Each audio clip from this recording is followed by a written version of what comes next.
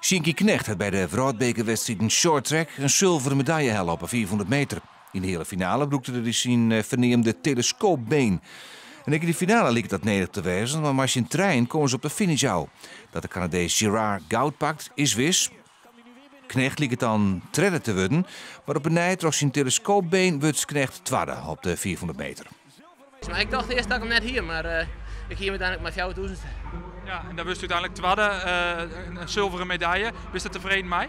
Nou, ik ben er wel tevreden mee. Het kan denk ik altijd beter. En ja, de start kan gewoon nog vol beter. Dus dat is, daar kan ik veel meer binnen nog. En ik denk dat als we van de winter nog meer oefenen op een snelheid, dan moet het wel beter rollen.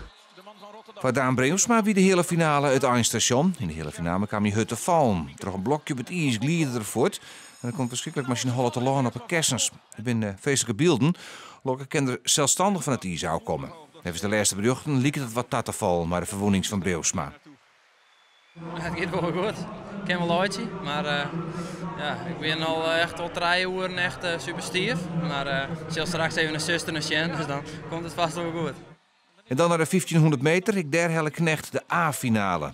Na het begin van de beelden werd de Canadees Samuel Girard uiteindelijk bestraft met een penalty. Daar trok coach Knecht een plakje op en werd de vijfde op de 1500 meter. Suzanne Schulting helle de A-finale op de 1500 meter. Een heel drege finale, maar daarin meerdere vrouwtoppers. Uiteindelijk een vierde plakje dus voor Schulting op die 1500 meter.